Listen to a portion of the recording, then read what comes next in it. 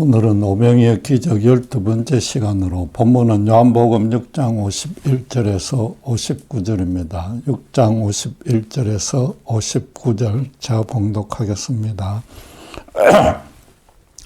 나는 하늘에서 내려온 살아있는 떡이니 사람이 이 떡을 먹으면 영생하리라. 내가 줄 떡은 곧 세상의 생명을 위한 내 살이니라 하시니라. 그러므로 유대인들이 서로 다투어 이르되 이 사람이 어찌 능히 자기 살을 우리에게 주어 먹게 하겠느냐. 예수께서 이르시되 내가 진실로 진실로 너희에게 이르노니 인자의 살을 먹지 아니하고 인자의 피를 마시지 아니하면 너희 속에 생명이 없느니라. 내 살을 먹고 내 피를 마시는 자는 영생을 가졌고 마지막 날에 내가 그를 다시 살리리니 내 살은 참된 양식이요 내 피는 참된 음료로다. 내 살을 먹고 내 피를 마시는 자는 내 안에 거하고 나도 그의 안에 거하나니 살아계신 아버지께서 나를 보내심에 내가 아버지로 말미암아 사는 것 같이 나를 먹는 그 사람도 나로 말미암아 살리라. 이것은 하늘에서 내려온 떡이니 조상들이 먹고도 죽은 그것과 같이 아니하여 이 떡을 먹는 자는 영원히 살리라.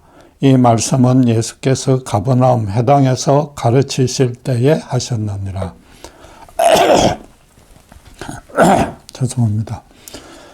예수님은 당신을 왕으로 삼으러 온 유대인들에게 4번이나 진실로 진실로 이르노니라고 하면서 구원에 관한 절대적인 진리를 가르치고 있습니다. 그 4번의 진리는 구원의 여정을 드러내는데 지난주에 3번째 단계까지 순서대로 살펴봤습니다. 그 첫째는 신앙을 가지는 목적이 현실의 형통이 아니라 하나님과 그분의 뜻을 아는 것이어야 한다는 것이었습니다. 둘째는 그러려면 하나님이 하늘에서 주시는 생명의 떡을 먹어야 한다는 것입니다.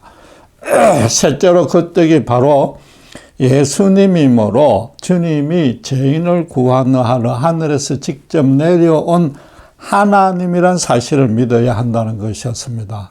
오늘 본문은 마지막 4번째 진리로 53절에 인자이신 당신의 살을 먹지 아니하고 인자이신 당신의 피를 마시지 아니하면 너희 속에 생명이 없다고 즉 구원을 받지 못한다고 말합니다. 당신이 살아있는 떡이므로 당신의 살을 먹으라고 하신 말씀 때문에 유대인들 사이에 한바탕 분쟁이 일어났습니다. 그런데 지금 피까지 마시라고 더 난해한 말씀을 추가했습니다. 그러니까 60절의 제자들 중에 여럿이 듣고 이 말씀이 어렵도다라는 반응을 보였고 결국은 소수의 제자들만 남기고 다 떠나버렸습니다. 마치 주님이 의도적으로 점점 더 어렵게 말씀해서 백성들을 쫓아내는 것 같습니다. 하나님의 절대적인 진리는 그 중에서도 영혼 구원에 관한 것은 인간의 상식이나 기대나 이해를 초월하는 내용이 많습니다. 그리고 필연적으로 이와 같이 배타적인 결과를 낳을 수밖에 없습니다. 하나님이 아무에게나 구원을 주기 싫어하고 당신께서 사랑하는 사람만, 소수의 제자들에게만 구원을 주시려는 의도는 전혀 없습니다. 모든 자연인의 상태가 영적으로 맹인인지라 그분의 말씀을 도저히 못 알아먹은 것이며 그 전에 사실은 제대로 알아볼 생각도 하지 않는 것입니다. 그럼에도 하나님의 입장에서는 당신의 절대적인 진리는 그것도 가장 중요한 구원에 관한 것은 반드시 온 천하에 대고 선포해야만 되는 것입니다. 요한복음 3장 16절에 하나님이 세상을 이처럼 사랑하사 독생자를 주셨으니 이는 그를 믿는 자마다 멸망치 아니하고 영생을 얻게 하려 하심이라고 선언하고 있습니다. 하나님은 분명히 예수님의 제자들만이 아니라 세상을 독생자를 죽이시기까지 사랑하셨다고 말했고 또 그렇기 때문에 그 진리는 선포되어야만 되는 것입니다. 그래서 하나님은 세상에 대한 당신의 사랑을 세상으로 알 수 있게 해주는 두 가지 방안을 마련해 놓았습니다. 구원에 관한 진리를 알게 해줌으로 신학적으로 이를 특별 계시라고 칭합니다. 예수님의 살을 먹지 않고 피를 마시지 않으면 구원 얻지 못한다는 이 진리를 현 단계에서는 제자들마저도 온전히 이해할 수 없었습니다. 그러나 얼마 안 가서 예수님이 십자가에 살이 찢기고 피를 흘리고 죽으시고 나면은 따로 설명해 주지 않아도 그 죽음을 미리 예고한 말씀이라고 쉽게 판단이 될 것입니다. 그래서 첫째 특별 계시는 예수님이 십자가에서 이 말씀 그대로 실현함으로 해서 하나님의 사랑이 온 천하에 밝게 드러났다는 것입니다. 그리고 그 십자가 사건이 의미하는 바를 진리의 영인 성령의 오순절에 당신이 택하신 제자들에게 강림하여서 구체적으로 알게 해 주었습니다. 마찬가지로 성령의 영감을 주어서 사도들로 그 깨달은 바를 성경으로 제작하게 했습니다. 그래서 두 번째 특별 계시는 성경을 읽는 독자가 성령의 조명을 받아서 깊이 묵상하면 하나님의 그 크신 사랑을 깨달을 수 있다는 것입니다. 바울이 목회 후계자인 디모데에게 어떻게 말했습니까? 디모데후서 3장 15절에 어려서부터 성경을 알았나니 성경은 능히 너로 하여금 그리스도 예수 안에 있는 믿음으로 말미암아 구원에 이르는 지혜가 있게 하느니라 했습니다. 이 젊은 디모데가 어려서부터 성경을 알았으니까 지금은 구약 성경을 말합니다. 구약 성경의 메시아에 대한 예언들을 그 예수님의 십자가 사건과 연결시켜서 묵상하기만 해도 지금 주님이 말씀하시는 이 난해한 구절도 그 진리도 깨달을 수 있다는 겁니다.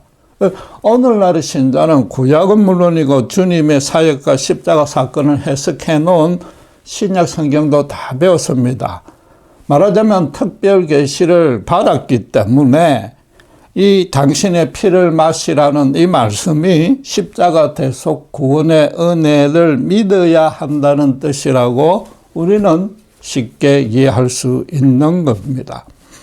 주님은 지금 하나님이 주는 영원한 생명을 얻으려면 당신을 믿어야 한다고 지금 가르치고 있는 중입니다. 그럼 청중들도 이 말씀은 또 당연히 당신을 그 믿는 일에 대한 설명이라는 판단 정도로 할 수 있어야 하는 것 아닙니까? 그런데도 이 사람이 어찌 능히 자기 살을 우리에게 주어 먹게 하겠느냐고 문자적으로만 이해하고 적용하고 있습니다. 그들이 그런 간단한 이성적인 분별도 하지 못하고 어렵다고 말한 것은 바로 피를 마셔야 한다는 그 말씀 때문입니다. 율법에 따르면 알다시피 정한 동물이라도 피채로 먹어서는 안 되고 반드시 피를 완전히 빼버리고 먹어야만 합니다. 그런데 지금 주님은 당신의 피를 마시라고 했습니다. 주님이 그런 율법 규정을 모를 리도 없고 그 말을 들은 유대인들이 분노를 살 것도 모를 리가 없습니다. 주님이 굳이 그런 표현을 사용한 데는 몇 가지 이유가 있는 것입니다. 먼저 유대인들은 식량과 물이 없는 광야에서 모세가 그 수많은 백성들에게 매일 만나를 먹게 해줬고 반석의 생수를 마시게 해줬습니다. 그처럼 지금 해달라고 요구하고 있습니다. 주님은 그것은 일시적 생명만 보존할 뿐이므로 썩은 양식이 아닌 영원한 생명의 떡을 받아 먹어야 한다고 말했습니다. 그 영원한 생명이 바로 당신이므로 당신께 나와 믿으라고 했습니다. 말하자면 그 생명의 떡을 당신과 일치시켰습니다. 그래서 만나를 먹고 그들 요구처럼 만나를 먹고 생수를 마셔야 하는 것과 똑같이 당신의 살을 먹고 피를 마셔야 한다고 수사법적인 표현은 일치시킨 겁니다. 그리고 예수님은 가장 먼저 유대인들에게 떡을 먹기 때문에 당신을 찾지 말고 그 떡이라는 표적이 가르치는 바, 의미하는 바가 무엇이며 그것을 베푸신 이가 누군지부터 깨달으라고 26절에 말씀했습니다. 그런데 살과 피는 예수님 본인을 지칭하는 뜻이 되니까 당신의 정체성을 정확히 깨닫는 것이 당신을 믿는 것이라는 뜻도 되는 겁니다.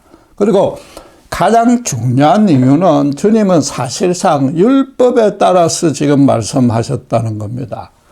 율법의 문자적 규정대로가 아니라 율법을 제정한 의미와 목적에다 빗댄 겁니다. 하나님은 창세기 9장 4절 5절에 피는 생명을 상징하며 그 생명을 당신만이 주관하기 때문에 피를 먹지 말라고 했습니다. 주님은 하나님이 세상에 주는 생명을 받으라는 뜻으로 상징적으로 당신을 피를 마셔야 한다고 표현했습니다. 그럼 바로 당신이 너희의 생명을 주관하는 하나님이라고 선포한 셈이 되는 겁니다. 하나님은 특별히 사람의 피는 당신을 닮은 형상을 닮고 있으므로 절대 살인하지 말라고 창세기 9장 6절에 덧붙였습니다. 지금 상식적으로 따져봐도 백성들은 나를 죽여서 피를 받아 마시라고 말할 리는 결코 없습니다.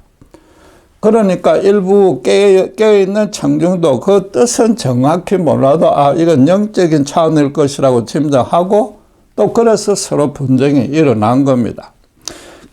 예수님은 당신의 피를 마시라고 말씀하시기 전에 55절에 내 살은 참된 양식이요 내 피는 참된 음료로다라고 전제했습니다. 여기서 참되다는 원어의 의미는 진짜, 리얼하다는 것으로 거짓되는 요소가 전혀 없다는 겁니다. 너희가 반드시 찾아 먹어야 할 양식과 음료라는 겁니다. 모세가 준 양식과 음료도 하늘에서 하나님이 주신 귀한 것이긴 하지만 앞으로 하나님이 주실 진짜 양식과 음료를 예표한 것뿐이라는 겁니다. 그리고 그 진짜 구원을 얻으려면 예수님이 죄인을 구원하러 이 땅에 내려온 하나님이심을 믿어야 한다는 것이 셋째 진리였습니다. 지금 넷째 진리는 그렇게 믿을 수 있는 이유와 근거, 즉 당신이 왜 하나님이 되시는 것을 밝힌 겁니다. 그래서 지금 당신께서 사랑하는 당신의 자녀들을 위해서 십자가에서 당신의 생명까지 내어놓을 것이기 때문에 당신이 하나님이라고 말한 겁니다. 로마서 5장 6절에서 8절까지는 우리가 아직 연약할 때에 기약대로 그리스도께서 경건하지 않은 자를 위하여 죽으셨도다. 의인을 위하여 죽는 자가 쉽지 않고 선인을 위하여 용감히 죽는 자가 혹 있거니와 우리가 아직 죄인 되었을 때 그리스도께서 우리를 위하여 죽으심으로 하나님께서 우리에 대한 자기의 사랑을 확정하셨느니라고 말합니다. 혹 있거니와라고 했으니까 인간 중에 의인과 선인을 위해서 죽는 자는 있을 수 있으나 죄인을 위해 죽는 자는 하나님뿐이라는 겁니다. 그래서 이 피를 마시라는 이 말씀이 바로 당신의 정체성을 증명하는 겁니다. 이 네 가지 절대적 진리는 구원의 여정이므로 그중 하나라도 빠지면 안 되며 이 네 번째 진리로 구원이 완성되는 겁니다. 말하자면 첫째 특별 계시인 예수님과 십자가에 드러난 하나님의 참된 사랑을 둘째 계신 성경을 통해서 오늘날에도 온전히 받아들이고 자기 전부를 온전히 맡기면 구원이 된다는 겁니다. 여러분, 이것이 익히 잘 알고 있는 진리라고 가볍게 여겨서는 안 됩니다. 헬라어로 구원한다는 것은 소도인데 1차적으로는 위험에서 구출한다는 뜻이지만은 전부를 만든다. 또 그것도 완벽하게 만든다는 의미가 있습니다. 여러분, 예수를 믿어서 구원을 얻으면은 완벽한 새 사람으로 제2의 창조가 일어나서 완전한 의인으로 바뀌어졌다는 뜻입니다. 현재 우리의 현실적, 정신적, 영적 상태가 아무리 연약하고 가난해도 또 그런 사실이 오늘 본문의 유대인처럼 온전히 믿기기는커녕 이해도 안 되어도 이 또한 절대적인 사실이요 진리입니다. 성경이 말하고 구원과 특별히 본문의 예수님 말씀을 제대로 이해하려면 인간을 영과 혼과 육으로 세분해서 3분해서 접근하는 것이 좋습니다. 먼저 육체는 때가 되면 어차피 썩어지게 됩니다. 나이가 들면 믿음과 상관없이 자꾸 병이 들고 하나님의 때가 되면 모두 다 죽게 마련입니다. 예수님이 성전 양식을 위해서 일하지 말라고 당부하신 뜻도 바로 이것입니다. 광야에서 모세의 만나나 당신께서 주신 떡이나 오래 두면 어차피 썩어집니다. 그런데 그보다는 58절에서 너희 조상들은 만나를 먹어도 죽었다고 말씀하셨듯이 그것은 모두 때가 되면 썩어 없어질 육신만을 위한 용도니까 썩을 양식이라고 말한 겁니다. 이처럼 예수를 믿어 구원을 얻었어도 우리 육신은 구원되는 것이 아닙니다. 구원된 것이 아닙니다. 다음에 생각할 것은 우리의 지성과 감정과 의지로 이루어지는 이성, 즉 혼입니다.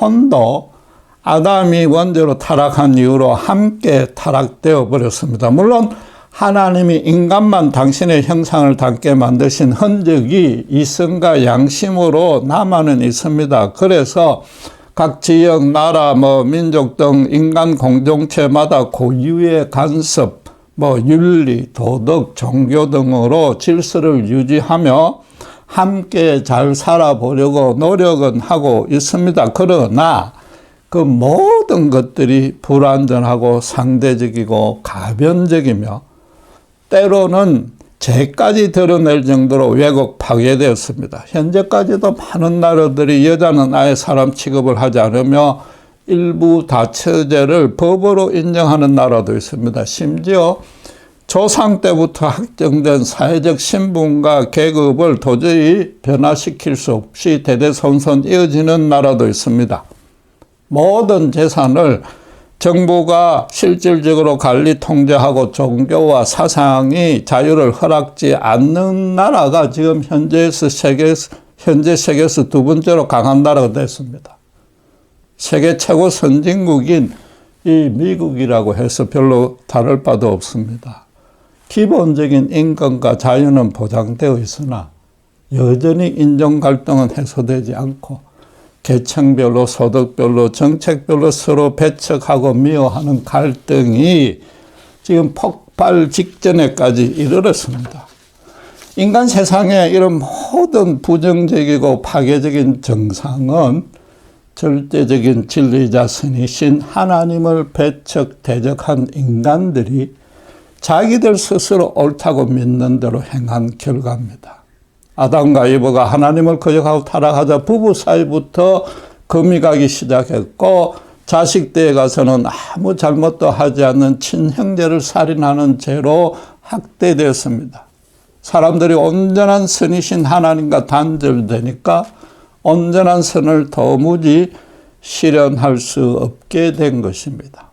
이런 맥락에서 유대인들이 하나님의 택한 민족으로서 창조자 여호와를 믿고 그분의 율법을 지키고 있다고 해서 구원받은 것이 아닌 겁니다.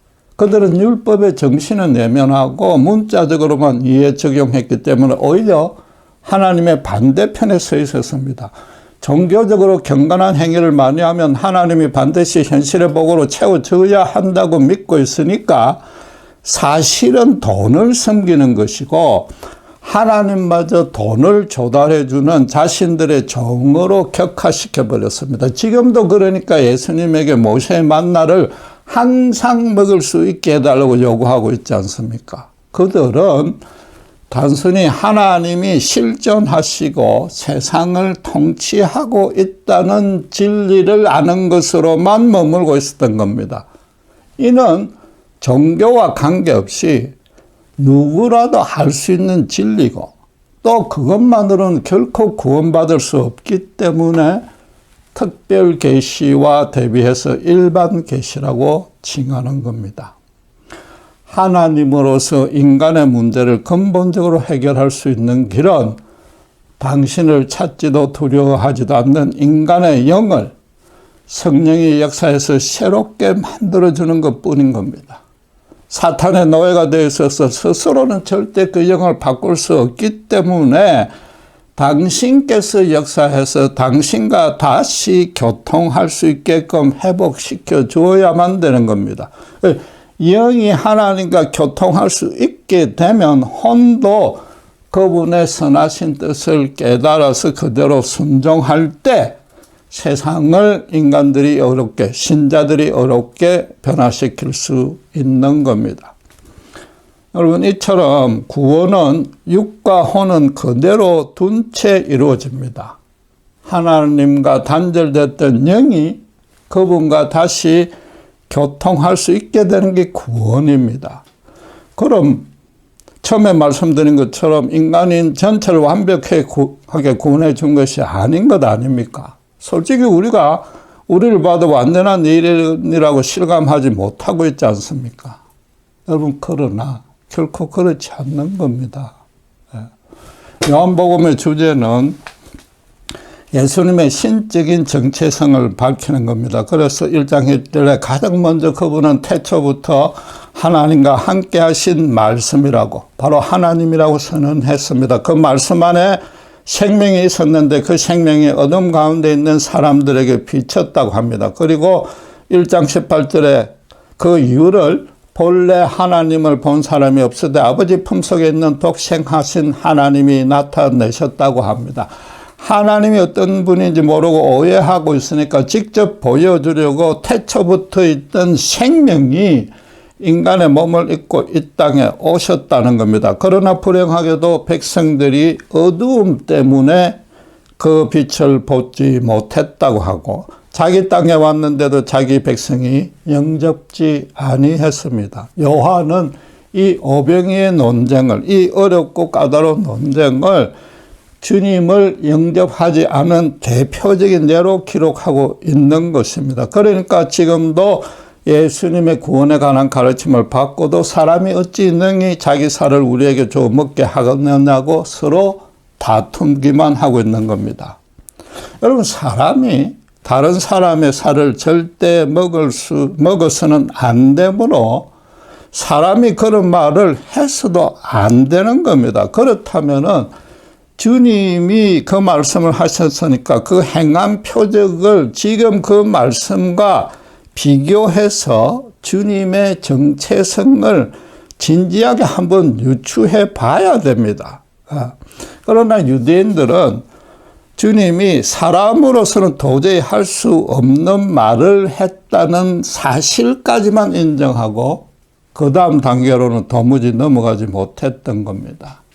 그들의 영이 하나님과 단절되어 있기 때문에 이성, 혼도 왜곡되었던 겁니다. 그래서 요한은 어둠 때문에 빛을 보지 못했다고 말했고 예수님도 빛이 세상에 왔을 때 사람들이 자기 행위가 악함으로 빛보다 어둠을 더 사랑했다고 말했습니다. 주님에게 만나를 항상 먹게 해달라고 요구한 이유도 빛보다 어둠을 더 사랑했기 때문인 겁니다. 하나님 대신에 돈을 주인으로 삼고 있었기 때문에 아무리 여호와 하나님을 믿고 율법대로 준행해도 그분과 따로 떨어져 있고 그분을 그냥 단순히 자신들의 풍요와 출세를 위한 그걸 도와주는 헬프로만 여긴 겁니다. 불행하게도 아담이 타락한 이후로 모든 세대 모든 사람들이 돈을 주인으로 삼고 있습니다.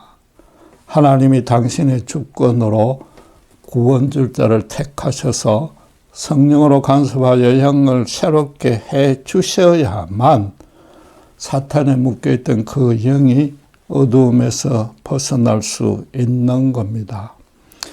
썩을 양식을 구하던 자들에게 영생의 떡을 먹고 싶다는 소원부터 불러일으키게 해서 예수님의 십자가 앞에 엎드리게 만들어 주십니다. 지금 당신의 살을 먹고 피를 마시라는 말씀도 예수님 당신을 믿음으로써 어두움을 벗어버리고 생명의 빛 가운데로 나오라는 초대이자 호소인 겁니다. 그렇게 주님의 살을 먹고 피를 마신 자에게 56절에서 17절에 내 안에 거하고 나도 그의 안에 거하나니 살아계신 아버지께서 나를 보내시며 내가 아버지로 말미암아 사는 것 같이 나를 먹는 그 사람도 나를 말미암아 살리라고 약속해 주었습니다. 예수님을 구주로 영접하여 믿는 순간 신자는 그분 안에 거하게 되고 그분도 신자 안에 거한다고 합니다. 거한다는 것은 계속해서 함께 살고 있다는 뜻입니다. 주님은 그래서 47절과 54절에 당신을 믿는 자는 영생을 이미 갖고 있다고 두 번이나 강조하신 겁니다.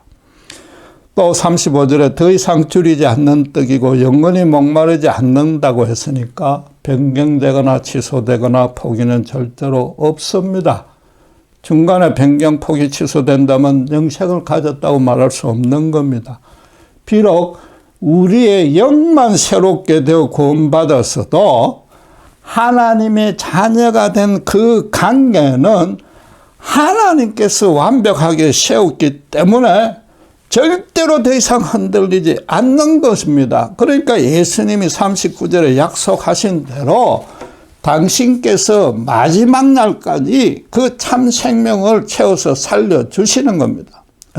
하나님이 당신의 독생자를 죽이시기까지 사랑했는데 어떻게 그걸 중간에 포기할 수 있단 말입니까? 그러니까 오늘 본문도 58절에 이 떡을 먹는 자는 영원히 살리라고 결론 내린 겁니다. 제가 비록 구원에 대해서 설명을 나눠서 했지만 하나님이 인간을 해부하듯이 영과 혼과 육을 하나씩 따로따로 구원해 주는 법은 없고 그럴 수도 없습니다. 하나님이 신 예수님이 이 나 같은 비참한 죄인을 구원하러 이 땅에 오셔서 나를 만나 주셨다고 믿는 순간 우리의 전 인격체가 말하자면 있는 모습, 그때 그 당시 그 모습 그대로 하나님의 자녀로 완전히 받아들여진 겁니다. 그러니까 예수 믿고 난 이후에도 우리 자신이 보기에 여전히 우리 자신이 너무나 부끄럽고 심지어 죄중에 있어도 하나님은 십자가에서 확정했던 그 사랑을 마지막까지 베풀어 주시는 겁니다. 굳이 풀어서 말하자면 아직도 하나님의 용서를 받지 못한 불신자와 달리 완전한 용서를 받은 죄인입니다. 그럼에도 우리가 하나님의 사랑을 완전히 받아들였기 때문에 그분도 언제 어디서나 당신의 완전한 사랑으로 우리를 대해 주십니다. 우리의 육은 마지막 날에 거룩하고 신령하게 부활시켜 줄 것입니다. 우리의 혼도 천국 가는 그날까지 성령의 인도를 받으며 평생도록 그분께서 거룩하게 갖고 나가실 것입니다. 예수를 믿었다는 것은 인간으로서 하나님께 받을 수 있는 최고의 복을 이미 다 받은 것이므로 평생도록 그 은혜 가운데 거할 수 있기 때문에 신자는 완전한 의인이 된 것입니다.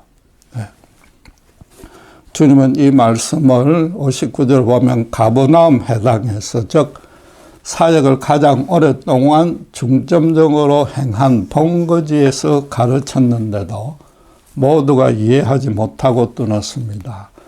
주님께 가장 많은 가르침을 받았고 가장 많은 표적을 보았던 사람들입니다. 그들은 12제자를 빼고는 예수님을 가장 잘 아는 사람인데도 결국은 나사렛에서 온 인간 랍비가 하나님 행세한다고 배척해버렸습니다.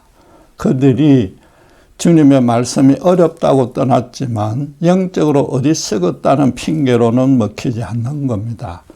사역의 중심지에서 주님의 이적을 가장 많이 누렸는데도 떠났습니다. 그들은 빛보다 어둠을 더 사랑해서 표적인 예수님 당신보다 주님이 주시는 그 떡에만 흥미가 있었던 겁니다. 아무리 하나님이 당신의 절대적 주권과 섭리로 택한 자를 구원해 준다 해도 절대 불공평하거나 독선적인 하나님이 아니라는 것이며, 또 그래서 구원에서 제외된 자의 잘못과 책임이 면제되는 것도 결코 아닌 겁니다. 우리도 예수님을 믿기 전에, 아니 처음 예수를 믿어보려 할 때까지만 해도 본문의 유대인들과 똑같이 떡을 더 많이 얻으려고만 했습니다. 영적으로 똑같이 비참했던 우리를 주님이 당신의 십자가 은혜 안으로 이끌고 오셨습니다. 우리가 엿보스가 절대 아닙니다. 우리로 당신에게 거하게 했다는 것은 당신 안에 거하지 못하는 자들에게 신령하고 거룩한 삶이 얼마나 가치 있고 기쁘고 생명이 살아남치는지 그걸 실현해 보이라는 뜻입니다. 그리고 실제로 진정으로 그런 소망 갖고 있어도 주님이 반드시 그렇게 이끌어 주시는 겁니다. 실제로 예수 안에 거하고 있다면 밖에 거하고 있던 때와 확연하게 달라집니다. 바깥에 있는 것이 안에 있는 것보다 너무나 추악하고 헛되다고 절감할 수 있습니다. 그래서 본문에 유대인들처럼 일반 계시로만 충분하다는 사람들에게 특별 계시, 예수와 십자가를 받지 않으면 구원이 없다는 진리를 삶에서 어떤 방식으로든 설명해낼 수 있는 겁니다. 유감스럽게도 지금 세대에서는 이 예수의 안과 밖의 경고가 너무 모호해져 버렸습니다. 아니 밖보다 더 추하다는 손가락질을 받는 지경에까지 이르렀습니다. 기껏 신자들이 행하는 것이 자기들끼리만 산 위에 모여 있어 그 빛이 3m 동네 어둠까지 내려가지 않습니다. 예수님은 마태복음 15장 14절에서 16절에 너희는 세상의 빛이라. 산 위에 있는 동네가 숨겨지지 못할 것이요 사람이 등불을 켜서 말 아래에 두지 아니하고 등경 위에 두나니. 자기들끼리만 빛을 비추는 게 아니란 말. 이러므로 집안 모든 사람에게 빛이 느니라. 이같이 너희 빛이 사람 앞에 비치게 하여 그들로 너희 착한 행실을 보고 하늘에 계신 너희 아버지께 영광을 돌리게 하라고 명하고 있습니다. 세상 속에 뛰어들어가서 세상을 조금이라도 밝게 만들지 않으면 교회와 신자의 존재 가치조차 없는 겁니다. 엄밀히 말해서 예수님의 십자가 죽음을 헛되게 만드는 겁니다. 유대인들도 썩을 양식과 영원한 양식이 무엇이 다른지 모르지는 않았을 겁니다. 대신에 믿음을 갖는 그들의 목적이 처음부터 틀렸던 겁니다. 하늘의 생명에는 관심이 없었고 종교적으로 경건한 행위의 보상으로 현실의 축복만 달라는 그 속내를 주님이 모를 리 없었습니다. 자기들이 의도한 대로 응해줄 기미가 전혀 안 보이고 거꾸로 그런 생각이 완전히 뜯어 고치라고 촉구하니까 주님을 미워하며 떠난 겁니다. 그의 떡도 받지 못하고 더 중요하게 하나님의 생명을 얻지 못했습니다. 오늘날 교회에서도 현실적인 떡만 구하면 이와 똑같은 결과를 얻는다는 뜻입니다. 여러분, 말씀드린 대로 예수님의 피는 하나님의 주시는 참 생명입니다.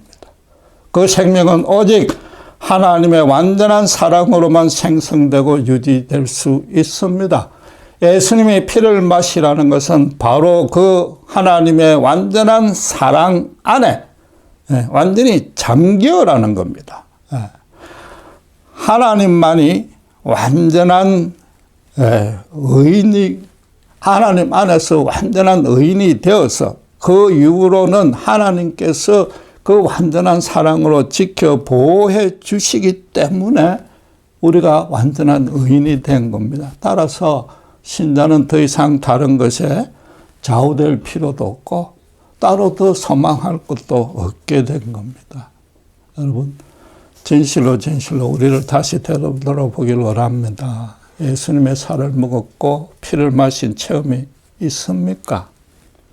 그래서 나와 하나님의 관계가 완벽하게 회복되었고 마지막에 육신의 부활까지 절대 그 관계가 취소되기는커녕 흔들리지도 않을 것이라는 분명한 확신이 있습니까? 그렇다면 우리도 그분을 자신의 전 인격을 동원해 섬기고 사랑해야 되는 겁니다. 너무 신령하고 거창하게 생각할 것도 없습니다. 우리의 영과 육은 이미 영원한 구원 안에 들어갔습니다.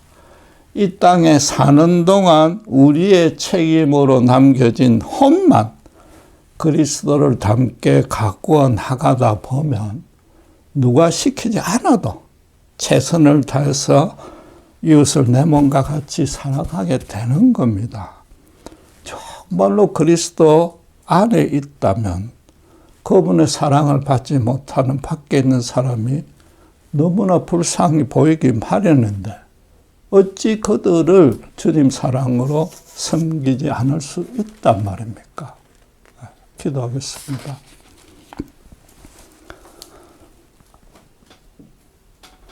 예수님께서 당신의 살을 먹지 아니하고 당신의 피를 마시지 아니하면 영원한 생명이 그 안에 없다고 했습니다. 유대인들은 예수님을 믿으려 하지 아니하고 예수님이 주는 떡만 관심이 있었습니다. 오늘날도 교회 안에 자신의 현실적 풍요만 강구하는 자에게는 유대인들처럼 떡은커녕 생명도 얻지 못하는 결과를 낳는다는 말씀 앞에 참으로 두렵고 떨리게 다시 씁니다. 할아버지, 아직도 세상은 돈을 주인으로 모시고 그래서 사탄의 노예가 되어 있습니다. 모든 문제가 그것으로 인한데 그것을 해결할 길은 오직 예수님의 십자가와 그 사랑을 계시한 성경의 진리뿐임을 확신합니다.